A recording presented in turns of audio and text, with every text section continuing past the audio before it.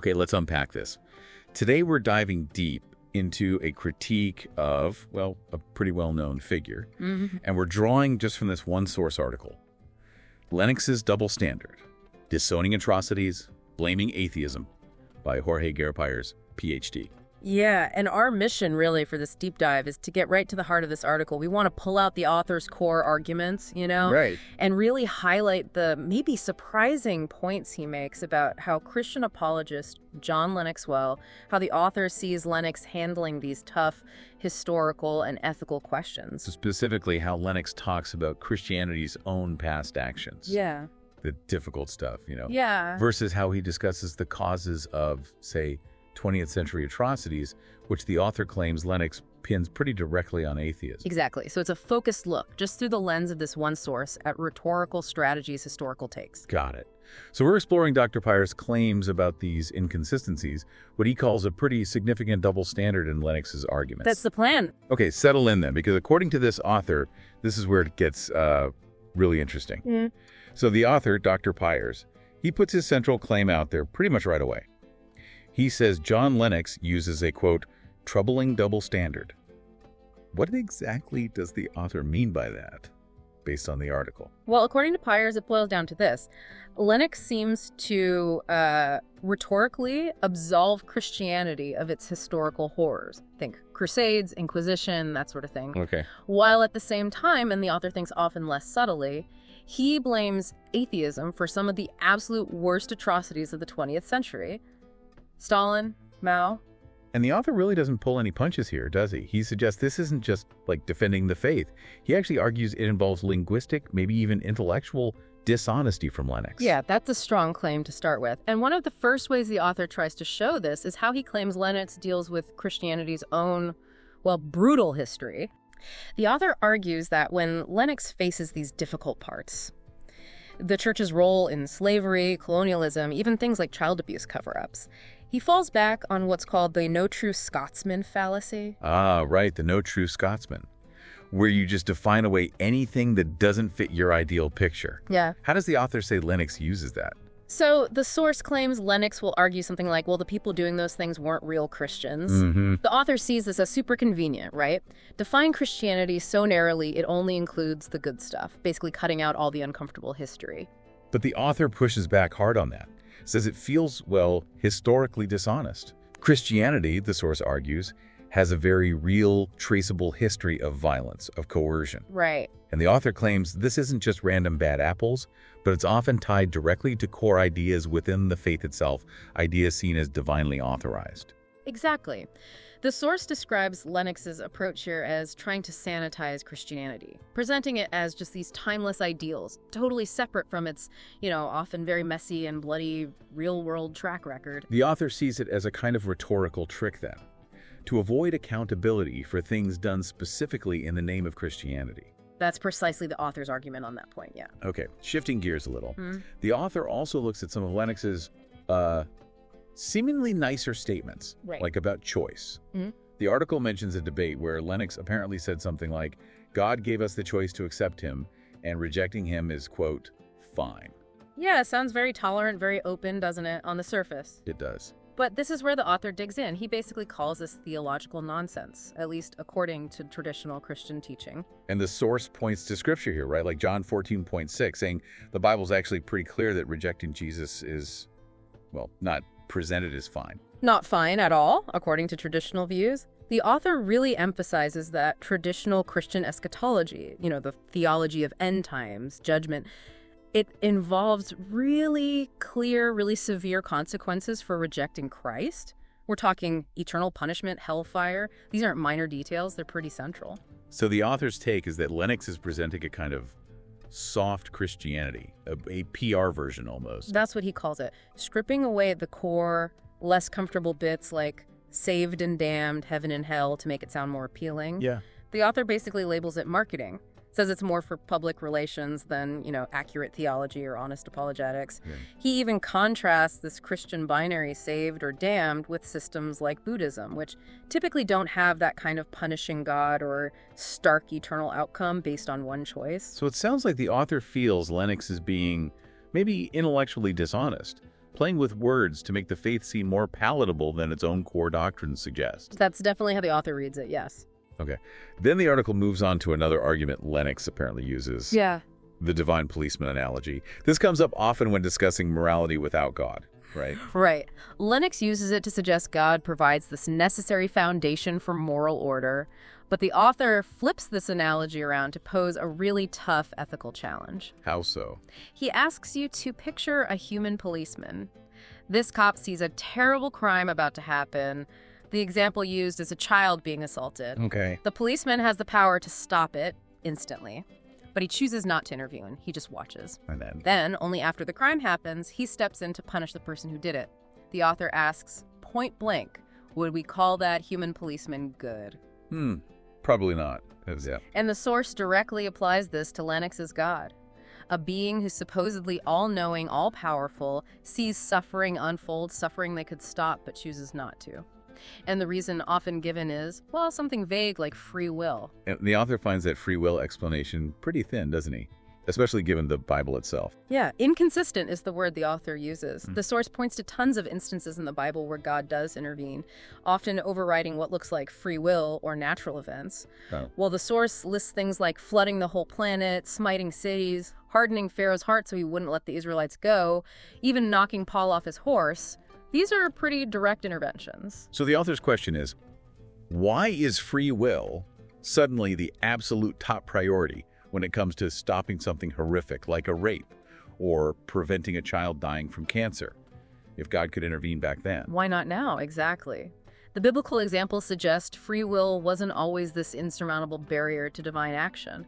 The article even includes that, quote, attributed to Tracy Harris, "If I could stop a man from raping a child, I would. That's the difference between me and your God." Oof, that's powerful. Yeah. So the author's conclusion on this point is pretty stark. He argues this framework isn't really moral. It seems to value an abstract idea, freedom, more than preventing actual immense suffering. And he uses some strong language to describe that kind of deity. He does. The source calls an all-powerful, all-knowing God who just watches suffering and then punishes later a divine voyeur, even an authoritarian with a sadistic sense of justice. Wow. So basically the author sees this as another way embarrassing aspects like the problem of suffering get explained away.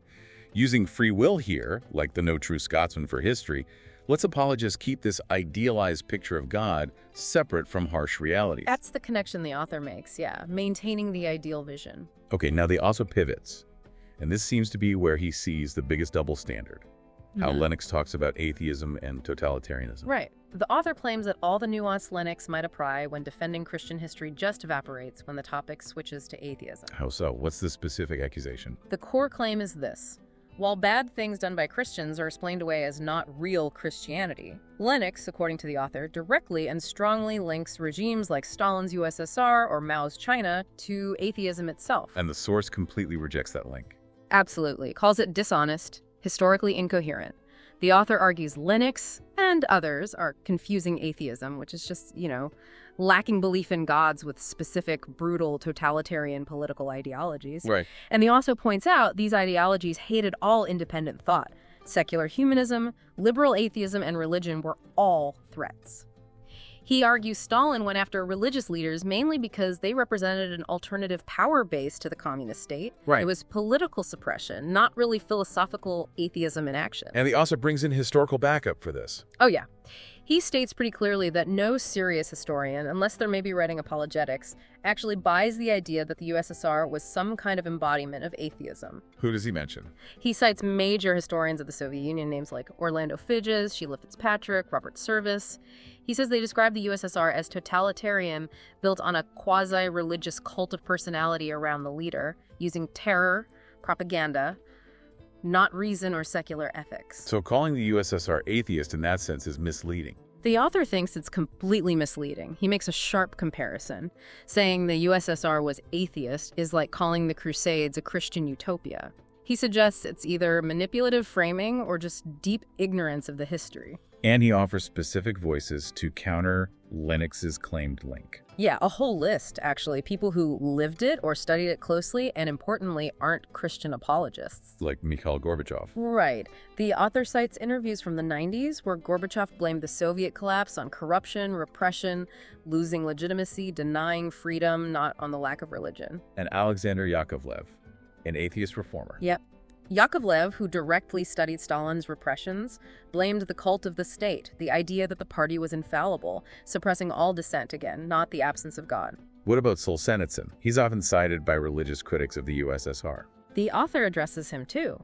Acknowledges Solzhenitsyn became critical partly on spiritual grounds, but argues his main critique in works like The Gulag Archipelago wasn't atheism as such, but the regime's ideological lies, its crushing of truth, moral courage, and yes, spiritual life in general. It was the totalitarianism. Interesting. Any contemporary figures mentioned? Yes, the author brings in Slavoj Žižek, the philosopher. He's an atheist Marxist, but very critical of Stalinism.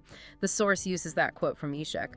To say that Stalin was evil because he was atheist is like saying he had a mustache, therefore mustaches are dangerous. Huh. That's memorable. It is. And also Leszek Kuszakowski, the Polish philosopher who broke with Marxism, he argued the problem wasn't denying God, it was making the state into a god. And dissidents, people who fought the system from within. Right. Figures like Andrei Sakharov, the physicist, a Nobel laureate, an atheist. His wife, Yelena Bonner, also an atheist activist. The source says they blamed censorship, the lack of democracy, the party's monopoly on thought, not irreligion, for the repression they fought against. So, summing up the historical consensus according to the source. The author argues historians like Fitzpatrick, Kotkin, service the experts, they don't attribute the horrors to atheism. They point to Stalin's personality cult, the party controlling everything, the purges, eliminating all rivals, including religious ones. Religion was just seen as a competitor to the state's power. Exactly. Atheism was a tool the state used, not the fundamental cause of the brutality, according to this analysis. So that leads the author to ask the obvious question. Yeah. Why do apologists like Lennox keep making this connection if the history doesn't support it? Well, according to the source, it's a strategic narrative, plain and simple. The aim is to tar secularism by linking it, through guilt by association, with Stalinism. The author argues that by doing this, apologists try to frame belief in God as the only thing standing between us and moral chaos or totalitarian rule. But the author counters that pretty strongly. Yeah, he says it's historically wrong and philosophically shaky. Atheism, just a lack of belief, doesn't come with a political instruction manual. And the source points to the real world. Look at secular democracies. Sweden, Denmark, the Czech Republic are mentioned. The author argues these show that secularism plus democracy leads to generally humane, stable societies. He dismisses claims about seeing atheism's horrors by noting that Russian intellectuals and dissidents themselves blame the totalitarian system, the ideology, not just the absence of God. So the author really sees this whole thing, the no true Scotsman for Christianity, the guilt by association for atheism, as Lennox trying to create a false balance to defend his own position. Yeah, basically painting Christianity as inherently good despite its history, while painting atheism as inherently dangerous despite the lack of evidence for that connection. The article then broadens this out, connecting the pattern to other issues. It does. The author points out that Lennox, in his view, tends to overlook or minimize Christianity's deep involvement in things like the transatlantic slave trade. How so? Well, the author mentions how churches often preached obedience to enslaved people, and specifically highlights the Catholic Church in Brazil as a massive slave-owning entity, running organized slave markets even. The article details this. And there was that comment Lennox supposedly made about Africa. Right.